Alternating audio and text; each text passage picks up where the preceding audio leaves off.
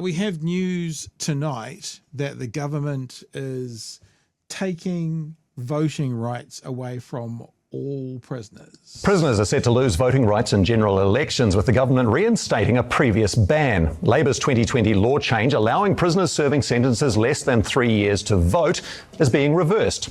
Justice Minister Paul Goldsmith says civic responsibility goes hand in hand with the right to participate in democracy. But Labor says it's sending a signal to prisoners that their voices don't matter. That was it. That was the whole story on One News. So let's go to stuff.co.nz for 60 seconds with Christopher Luxon. He wants his voters to know he doesn't care about prisoners. I don't care. I don't care, says Mr. Luxon. Why are you looking at banning prisoner voting? It makes complete sense. I'm sorry, but this country's built on rights and responsibilities. And if you choose to take the rights but not hold up the responsibilities and find yourself in jail... This is a really interesting question, right? I don't think New Zealanders do or don't do anything to get their rights. What do the Americans say? An inalienable right, a God-given right. I know what Luxon's doing here. He's being tough on crime. He's talking to his voting base. But everything he's saying is contrary to a human rights, person's individual rights, Bill of Rights. You don't have to act in a certain way to get a right. A right is a right. And he's now describing for us who deserves to get rights and who gives up their rights. And responsibilities. And if you choose to take the rights but not hold up the responsibilities and find yourself in jail, we are temporarily removing your rights for voting. That's completely reasonable. This is a country about rights and responsibilities. You can't just take one and not have the other. So you don't think the sentence cap is appropriate? No. If you're going to jail, you're going to jail for some serious reasons. You've done something that... I mean, some marijuana users might want to challenge that statement a little bit, certainly in days gone past. It actually has broken the contract that we have with each other as New Zealanders and with this country. And so we make no apologies about putting the voting ban in place for prisoners. No, it's entirely appropriate.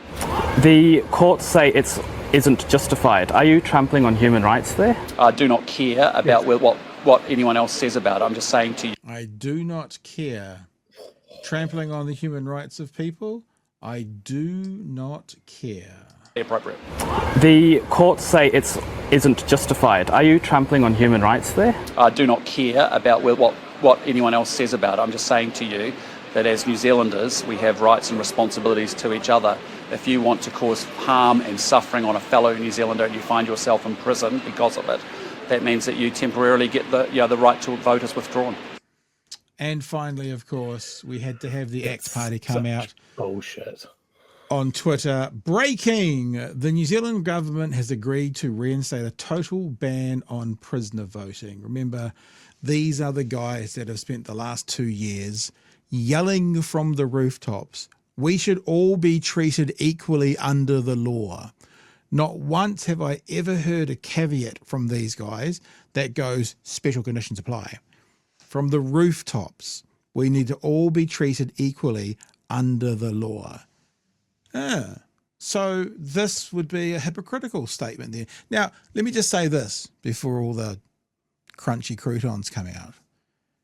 You can agree with this statement, right?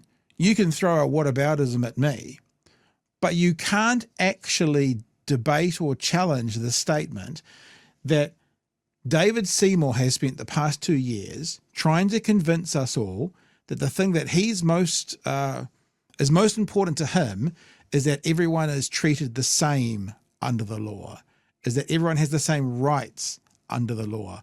I'm sorry, it's unchallengeable that statement is the opposite of what they've been saying for the past 2 years, which just goes to show, Chewie, the absolute clown show that it is, the vote-grabbing culture wars clown show that it actually is. Whether you agree or disagree that prisoners should have the vote, if we're going to treat everyone the same under the law, then prisoners get the vote, Mr. Seymour. It's as simple as that. Chewie. This is just chum. Yeah. This whole thing is just chum for their base, and it's chum for us. Is going to drive us into a frenzy because it is, of course, a breach of the Bill of Rights. Like, you don't improve democracy by removing people from it. You don't punish people by taking away, oh, you can't tick a box.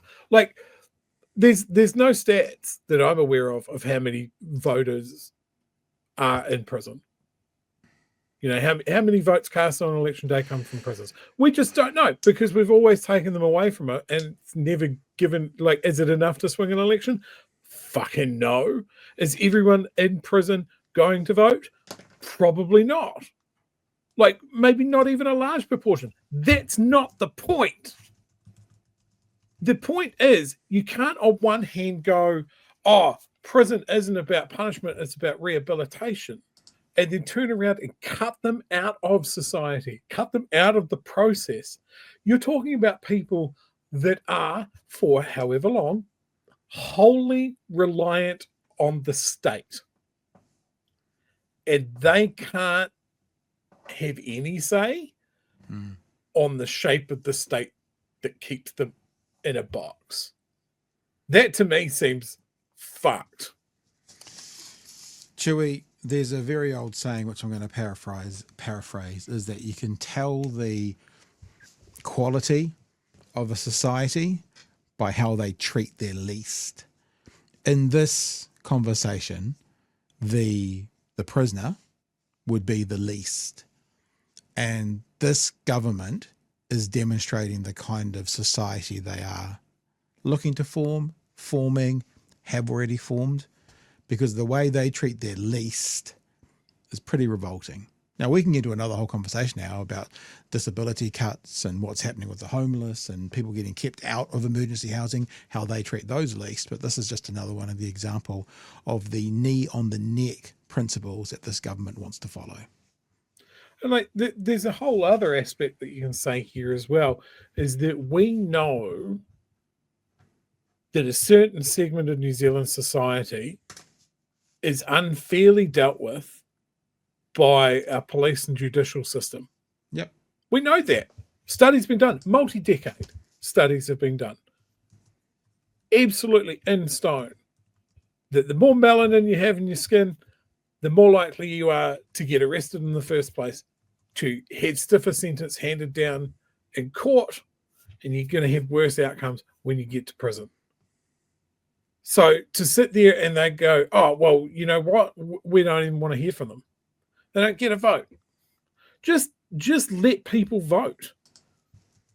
Like, we're not going to have the Rumataka inmates party suddenly come to power.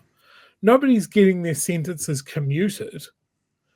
Like, it's such a baffling issue, and it is just there so Luxon can stand up and then go, I don't care if I'm trampling rights. I don't care about it because they're crims, and crims are bad and need to be punished. That's what this is here for. They've had to pull it out of their emergency supply because Luxon needs to seem tough, because he's failed at every opportunity to be tough while he's been away on his jaunt. And let me be a bit arrogant and say, let's educate a particular audience out there. When a particular audience out there says there's no such thing as a white privilege, or, you know, we're all the same, everyone gets treated the same. Well, what Chewie just hinted at, and I will now show you, is research is clear. Māori get imprisoned at twice the rate of Europeans. But hang on, there's a really important last three words there.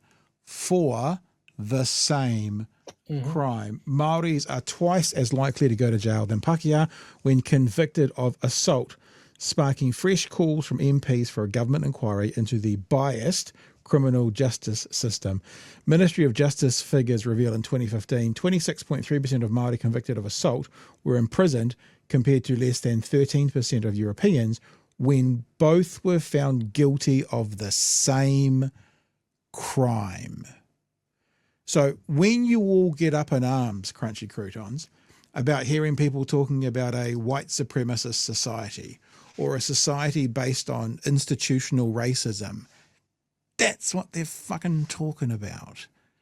That and now that leads into a disproportionate number of Māori not being able to vote because they will be in prison disproportionately to honkies who have committed the same crime.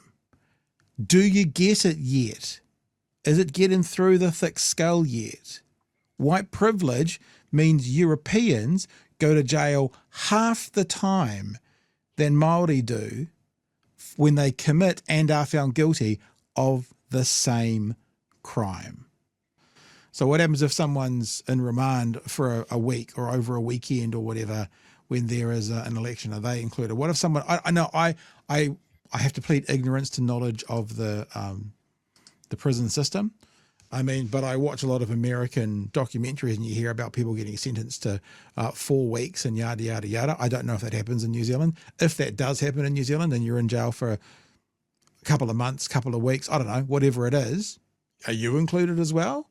And Chewie, you kind of said this, and I would just want to echo something that you've again hinted at when you were talking, is that these people en masse will re-enter society. Excluding them from society when they need to re-enter society, I think ultimately will do worse for this so-called fairy tale crime-free New Zealand you're looking for. If you ostracize them more, they will go places to find other ostracized people more, and they will not give you the outcome that you think people should be getting once leaving prison. Engaging in community, engaging in society would be a much, much better use of the oxygen you're taking to run your brain when you say those kinds of things, Luxon.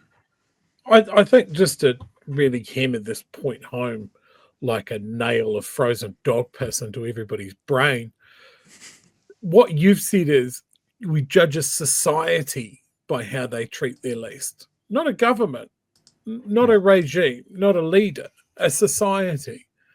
Like that society votes for whatever party it votes for. But when we reward them for this kind of talk, this tough on crime, I don't care about the research, I don't care about the stats, I'm just going with vibes. That's what we're talking about. We can't just lump it on Christopher Luxon or National or ACT or New Zealand First. It lands on all of us because we're not doing enough to push past it. We're not doing enough to call out the media when they just feed it to us wholesale. We're not doing enough when when it comes up in conversation in the staff room. Obviously, because this is what we've got. And the least of society isn't just prisoners. Yeah. It is people that are more reliant on the state than the average person. It's the people down in the Oval that are now building shacks out of packing crates to get through another winter here in Dunedin, while we have empty houses and cancelled Kāinga Ora developments. It is our elderly people, which we have just put in a position of being farmed, their life savings being farmed by for-profit organizations running our rest homes.